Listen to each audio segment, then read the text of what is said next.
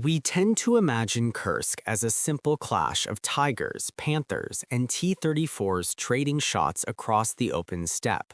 But it was never just a tank duel. It was a collision of some of the most hardened formations on Earth, fighting at point-blank range in conditions that shattered every myth of clean, decisive armored warfare. On one side stood the elite 2 SS Panzer Corps, veterans forged in the long retreat from the Volga. On the other, Rotmistrov's 5th Guards Tank Army, tempered in the ruins of Stalingrad. These were not raw conscripts. They were the best each side could field, sent into a landscape laced with millions of mines and miles of trenches. This is the story of Kursk as it truly was, a mechanical slaughter that would decide the fate of the Eastern Front, and ultimately Europe itself. The reality was far worse than the legend. We tend to imagine Kursk as a simple clash of Tigers, Panthers, and T-34s trading shots across open steppe. But it was never just a tank duel.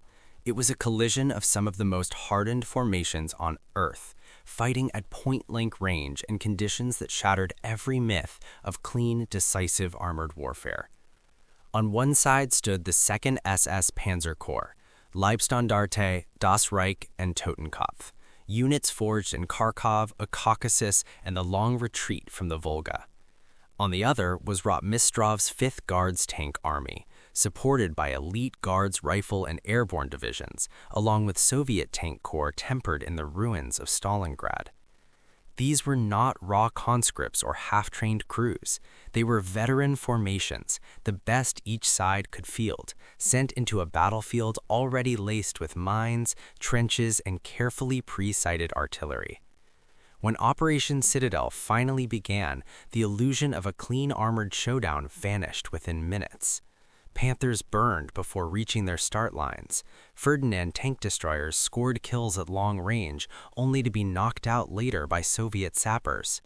Guards tankers rode into battle clinging to the hulls of their T-34s, charging straight into SS Panzer Grenadiers, fighting from foxholes, ditches, and shattered villages. Fields became a labyrinth of wrecks and shell holes, where men and machines fought at distances so close that maneuver was almost impossible. This was Kursk as it truly was, not merely a contest of famous tanks, but a brutal struggle between elite divisions on both sides, thrown into a mechanical slaughter that would help decide the fate of the Eastern Front, and ultimately Europe itself. The reality was far worse than the legend. The destruction of the German 6th Army at Stalingrad did not end the war in the south. Instead, it unleashed a crisis. As the frozen Volga front collapsed, the Red Army surged forward like a released spring. In the opening months of 1943, Soviet spearheads drove west and southwest across the Donets, rolling back exhausted German formations and retaking Kharkov on February 14th. To many observers, the Soviet advance seemed unstoppable, but Field Marshal Erich von Manstein, commanding Army Group South, saw a different picture, an enemy advancing faster than its supply lines could support. When Soviet armor finally outran its fuel and ammunition, Manstein struck. Fresh panzer divisions, including the SS Panzer Grenadiers, slammed into exposed Soviet flanks. Within days, 2 entire Soviet fronts were shattered. The counteroffensive culminated in brutal street fighting in Kharkov, where SS assault groups fought block by block through a burning city. It was one of the last truly decisive operational victories Germany would achieve on the Eastern Front, one at enormous cost in blood and exhaustion. Further north, in the forests and frozen fields around Orel, the Red Army winter offensive ground itself down against Gunther von Kluge's Army Group Center. By early spring, operations everywhere slowed to a crawl. Then came the thaw, and with it the infamous Rasputitsa. The mud clung to tank tracks, wagon wheels, and boots alike. Horses collapsed, trucks bogged down to their axles, entire columns stopped moving. When the ground finally hardened again, the map revealed a single dominant feature: a massive Soviet bulge pushing west around the city of Kursk, nearly 150 miles from base to tip. It was here, in this great protruding wedge, that the Germans planned their next move. The German High Command understood the stakes. Summer 1943 marked the third year of war in the East. The Red Army was larger, better equipped, and recovering faster than Berlin had anticipated. The Wehrmacht, by contrast, was bleeding out. Divisions existed more on paper than in reality. Replacements were too young or too old. Panzer regiments were re-equipped with new tanks their crews barely had time to train on. After Kharkov, Manstein believed a strategic stalemate was still possible. Hitler, increasingly isolated and obsessed with regaining the initiative, wanted more. To that end, Colonel General Kurt Zeitzler proposed an ambitious plan: eliminate the Kursk salient in a massive pincer attack. From the north, General Walter Model's 9th Army would drive south from Army Group Center. From the south, Hermann Hoth's 4th Panzer Army and Army Detachment Kempf would strike north under Manstein's overall command. If the two spearheads met, Soviet forces inside the salient would be encircled and destroyed. The front would be shortened, troops could be shifted west, and hundreds of thousands of Soviet prisoners would be captured. Zeitzler placed his faith in Germany's new heavy armor, the Panther tank and the Ferdinand tank destroyer, machines he believed would restore German armored superiority. But confidence was scarce at Hitler's headquarters. When Operation Citadel was presented to senior commanders in early May, doubts dominated the discussion. Manstein argued that the plan might have worked in April when it was first approved, but every delay made success less likely. Model bluntly warned that the Soviets knew exactly what was coming and were building fortress-like defenses. Guderian dismissed the operation entirely, arguing that the Panthers and Ferdinands were not combat-ready and would only increase losses. Von Kluge supported the plan, but largely because opposing Hitler was more dangerous than agreeing with him. He wanted the attack launched immediately, not out of optimism, but so responsibility could not be placed on further delays. And so, through spring and early summer of 1943, as the mud dried and both sides prepared for one of the largest battles in history, the decision was made. Citadel would go ahead. Germany's last great summer offensive was coming, and no one fully grasped how much blood would be spilled in the fields around Kursk. Even Hitler was uneasy.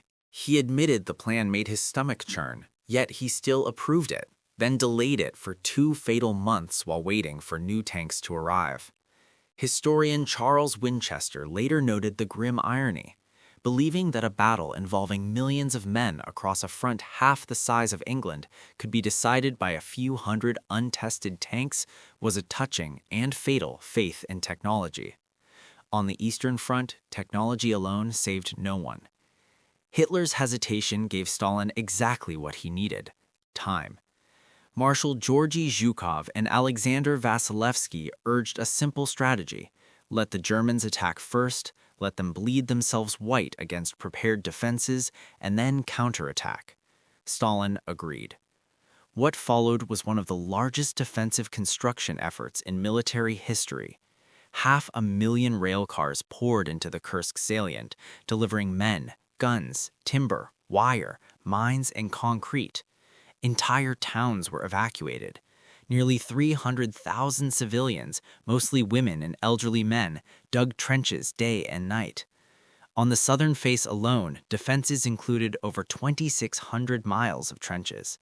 Minefields were so dense, up to 5,000 mines per mile, that German engineers later claimed the ground itself seemed alive. The defenses were not just deep, but carefully designed, channeling German armor into pre-sighted kill zones, anti-tank strongpoints, and hidden artillery nests. Major General Friedrich von Mellenthin summarized the situation with bitter clarity. The Russians knew exactly what was coming. They turned Kursk into another Verdun. We abandoned mobile warfare and chose to attack the strongest fortress in the world. Against the Germans, the Soviets fielded twice as many men, more than double the guns and mortars, hundreds more aircraft, and hundreds more tanks. Yet German morale remained strangely high. In the darkness before the attack, an SS soldier whispered outside a command bunker, "The mud may slow us down, but it cannot stop us. Nothing will." A Grossdeutschland Fusilier recalled the same belief that this one summer offensive could still turn the war. They had no idea what waited beyond the minefields. At dawn on July 4, 1943, the largest land battle in human history began. More than 2 million men, 35,000 guns, over 6,000 tanks and assault guns, and nearly 4,000 aircraft moved toward collision. In the south, Hoth's attack opened at 3 in the afternoon. 12 hours later, Modul's northern assault was set to begin, but the Soviets were ready. Having learned the exact timing through intelligence, Soviet commanders ordered their artillery to fire first. Thousands of guns tore open the night sky, smashing into German assembly areas before Modul's own batteries could even respond. Kursk had begun. The Germans answered with shock strikes, Nebelwerfer rocket fire, and a short, violent bombardment of their own. The steppe flared like a furnace. Then the armor moved. In the north, Tiger battalions, Ferdinand tank destroyers, and Brummbär assault guns smashed into the Soviet defensive belts. They broke through the first line, then the second, but beyond each lay another. 8 defensive zones in depth, 8 killing grounds. Every gap torn open by the Tigers was instantly flooded by Soviet close combat teams, sappers, mines, anti-tank rifles, dug-in guns, infantry rising from trenches and shell holes as if from the earth itself. The Ferdinands, Hitler's prized heavy tank destroyers, proved both lethal and fatally flawed. Their 88mm guns annihilated Soviet armor at long range, but the absence of a defensive machine gun left them helpless against infantry swarms. Veterans later recalled crews firing MG-42s down the main gun barrel, desperately trying to stop sappers from climbing onto the casemate and fixing explosives to the engine deck. It was in these first grinding, mud-choked hours that the true nature of Kursk revealed itself. Not a cinematic duel of armored giants, but a suffocating close-range struggle of mines, trenches, foxholes, engineers crawling through wheat fields, and tank crews fighting blind in dust and smoke. The tanks were only part of the battle. The men on foot, German and Soviet alike, paid the highest price. The northern offensive stalled far sooner than anyone expected. One of Modul's most unpleasant surprises came from a single Soviet assault gun regiment equipped with just 12 of the new Su-152s. Their crews called them Zveroboi, beast killers, and the name was earned quickly. Within hours, the massive 152mm guns destroyed 7 Ferdinands and a dozen Tigers. German survivors later said the impacts felt like being struck by telegraph poles swung by giants. A week into the fighting, Modul's 9th Army was spent. Despite committing everything, infantry, armor, assault guns, engineers, the northern attack had advanced barely 9 miles. The men were exhausted, sleepless, coated in black dust that clung even after rain. "We were moving forward," one infantryman recalled, but the land itself seemed to push back. Soviet losses were equally catastrophic, yet they did nothing to slow Zhukov's determination. On July 11th, he launched a counteroffensive toward Orel, slamming into Modul's flank just as the Germans sought open ground. Artillery thundered day and night. Entire rifle battalions vanished into the fields. Zhukov, having failed twice before to destroy Army Group Center during the winter, was fixated on finishing it here, underestimating what was unfolding in the south. There, Manstein's main effort was beginning to carve deeply into the salient. The southern battle opened with an artillery bombardment so savage it haunted survivors for decades. Alfred Naumann of the elite Grossdeutschland division recalled it 50 years later. Artillery, mortars, Stukas, Nebelwerfers, it was as if the sky was being torn apart, and the rain, endless rain. We were soaked before we took a step, knee-deep in mud with 80 pounds on our backs. Across the front, German infantry endured the same ordeal, near-zero visibility, sodden uniforms, boots sucked into mud, men stumbling into shell holes in darkness while the sky flashed white and orange. The Soviet defenders were no less formidable than those in the north. The difference was Manstein's reliance on massed armor from the first minute. The opening bombardment, heavier than anything Germany had fired in France or Poland, cleared the way for Hoth's 4th Panzer Army, the largest armored concentration Germany ever assembled. Initially, the results were impressive. German armor tore into the lines of the Soviet 1st Tank Army and 6th Guards Army. These were elite formations, many hardened at Stalingrad, yet they were forced back yard by bloody yard. But every meter was paid for. On the left wing, nearly 100 Panthers committed to the battle exposed their flaws almost immediately. Engines overheated, final drives failed, crews rushed through training struggled under fire. On paper, the Panther was among the finest tanks of the war. At Kursk, it was still an overgrown prototype. By the end of the second day, only 50 were operational. 5 days later, barely 10 remained. The fighting fell back onto the proven workhorses, Panzer IVs with new side skirts, assault guns, and a handful of heavy Tigers, their 88mm guns knocking out Soviet armor at terrifying ranges. Infantry clung to holes as tanks surged forward, soaked and shivering while shells chased them across the wheat fields. For General Otto von Knobelsdorff's 48th Panzer Corps, the advance became a crawl through hell. Swamps swallowed vehicles, streams turned into traps, every rise concealed trenches, every trench concealed mines. Engineers cleared paths under machine gun fire, crawling forward while snipers waited for movement. Infantry dashed ahead only to be cut down by hidden anti-tank rifle teams or blasted by satchel charges thrown from holes in the ground. Veterans said it felt like fighting not one enemy, but layers of them. Sappers, gunners, machine gun teams, then T-34s, then tank destroyers behind them. It was as if the Russians had buried an entire army in the soil, one Panzer Grenadier recalled. The terrain favored the defense. The ground rose gradually toward Kursk, giving Soviet observers perfect visibility. German armor was watched, tracked, and struck by artillery in sheets. Even so, Grossdeutschland reached the outskirts of Kruglik and Nizhilova by July 9th. Infantry crawled through rain-filled ditches, stepping over bodies half buried in churned mud. To the north, the 3rd Panzer Division fought desperately in the forests near Berezova, held in place by Katakov's 1st Tank Army. Vatutin reacted immediately, shifting 2 tank corps and a rifle division from reserve to blunt the German thrust. Kursk was no longer a tank battle. It was a battle of human endurance, tens of thousands of men grinding each other down in mud, smoke, and dust. And the worst was still ahead. Soviet artillery and Katyusha rocket batteries screamed overhead, smashing into German assembly areas. Panzer Grenadiers advanced east, north, and south of the railway line leading into Prokhorovka. Crewmen in black uniforms and mottled camouflage jackets took one last drag from their cigarettes before climbing into their sand-yellow Panzer IVs. Engines roared to life, steel tracks clattered across the hardening earth. Above them, reconnaissance aircraft fired red flares into the sky. Enemy armor was already approaching over the ridgelines. The Germans pushed forward into a wall of smoke and thunder, unaware that within the hour, the steppe around Prokhorovka would become the killing ground for one of the closest-range armored clashes of the entire war. The sound came first, a deep, rolling thunder across the open ground. From the direction of Prokhorovka surged the armored mass of the Red Army's 18th and 29th Tank Corps. Hundreds of tanks advanced in groups of 40 or 50, bursting out of low ground in the outskirts of the town. Guards riflemen and airborne troops clung to holes and engine decks as the machines lurched forward at full speed. The Soviet charge hit the German line with almost no warning. T-34s slammed straight into the positions of the SS Panzer Grenadiers and the forward companies of Major Martin Gross's E-2 Panzer Battalion. An SS junior officer later described the chaos.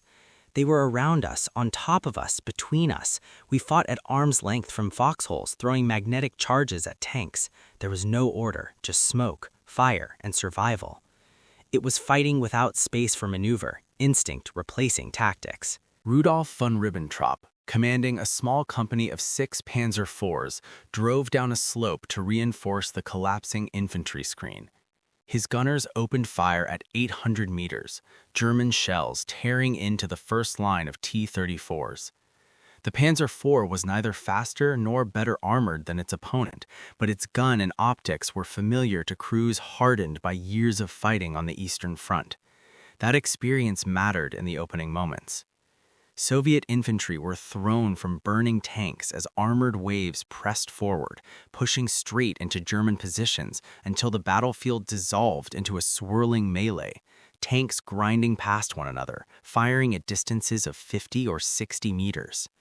Rotmistrov later wrote, "There was no room for formations, no time to reform. Tanks fired at point-blank range. Even frontal armor was pierced." Ribbentrop recalled knocking out a T-34 at barely 50 meters. Another exploded beside him. They kept coming. Every shot found its mark. After destroying several more tanks, he drove unseen through smoke and wreckage, emerging behind the Soviet advance. Below the slope, assault guns and panzer companies lay concealed behind an anti-tank ditch. Caught in the open, Soviet armor was struck from multiple directions. Burning tanks crashed into one another as smoke and flame filled the low ground. A shell slammed into Ribbentrop's turret, shattering the gunner's sight and wounding him, yet his crew still managed to withdraw after destroying 14 enemy tanks. North of Oktyabrsky State Farm, the shock continued. Tigers of Captain Heinrich Kling's heavy company forced their way forward when nearly 60 T-34s burst from a nearby wood. Michael Wittmann's Tiger recoiled violently as his first round struck a Soviet tank head-on. The Soviet formation did not slough. They fired on the move, closing the distance with alarming speed.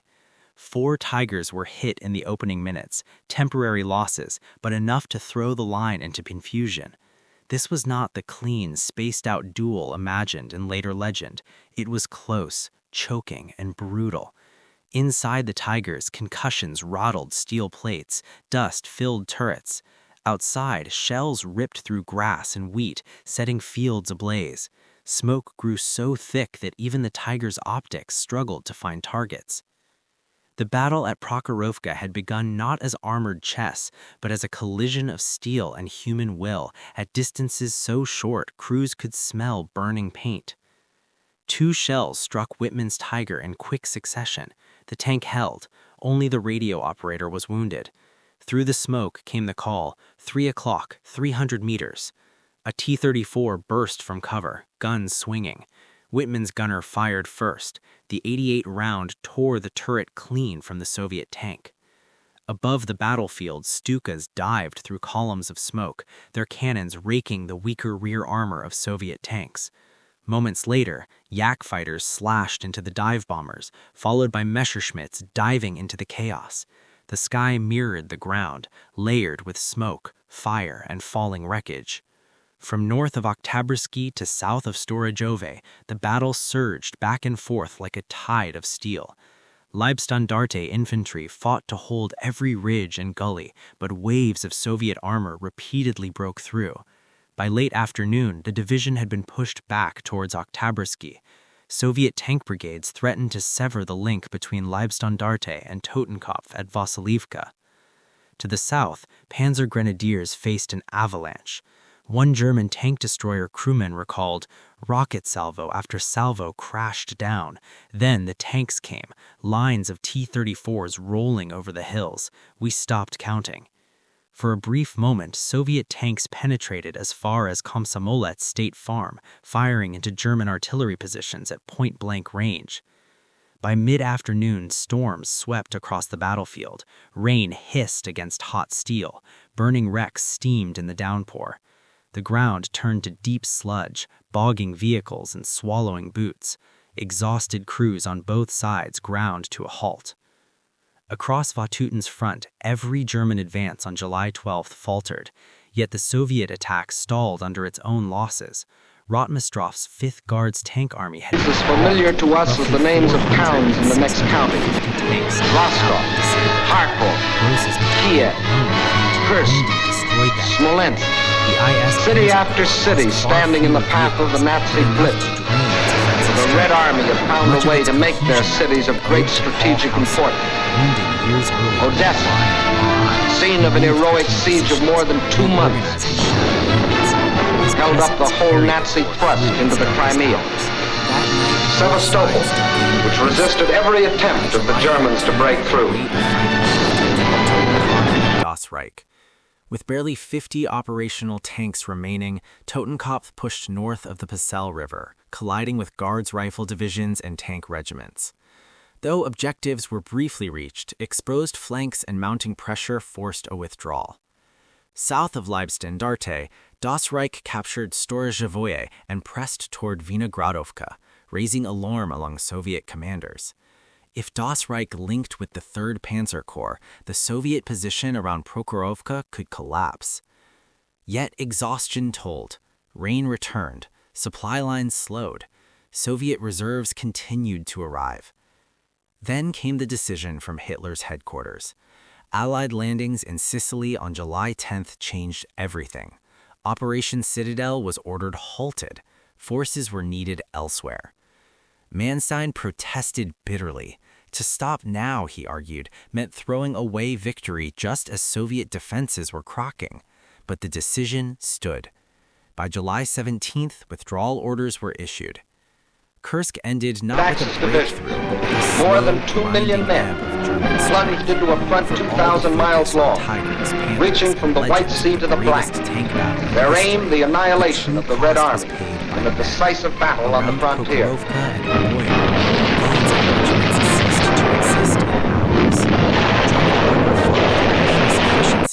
Soviet losses in vehicles were immense, but numbers hid the truth. It was the infantry on both sides who bled the most. Across the salient, tens of thousands were killed, wounded, or missing. Kursk did not end the war, but it broke the last German hope of regaining the initiative in the east. The legend spoke of machines. The reality was human endurance pushed past its limits.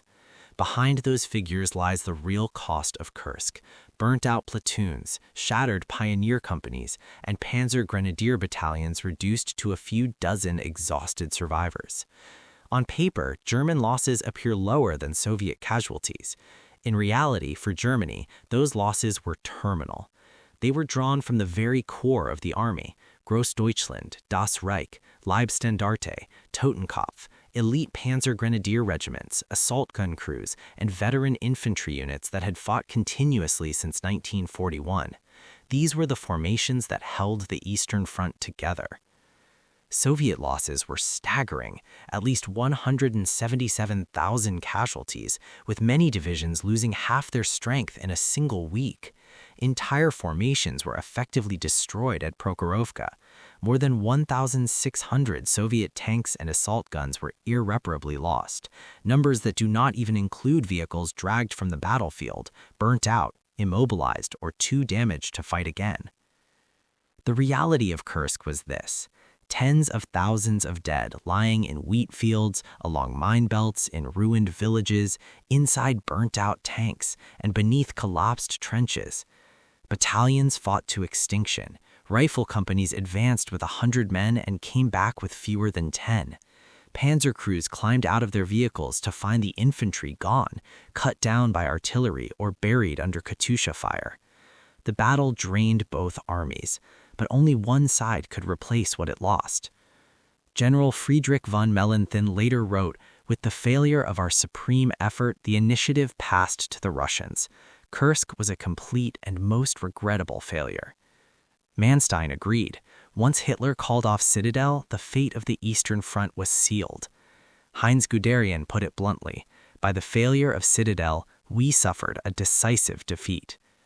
Soviet propaganda wildly inflated German losses, claiming hundreds of thousands of casualties and thousands of destroyed tanks. But the truth, revealed through post-war records and modern archives, is devastating enough without exaggeration. Tactically, Kursk was often a German success. Operationally, it was impressive. German forces won many local engagements, destroyed far more tanks, and fought with extraordinary skill. But strategically, it was fatal. Germany could not replace the roughly 50,000 casualties suffered in just 2 weeks. Those losses came from the veteran corps, men trained in 1940 and 1941, leaders forged through years of continuous combat. Once they were gone forever. The Soviet Union, by contrast, replaced its losses within months.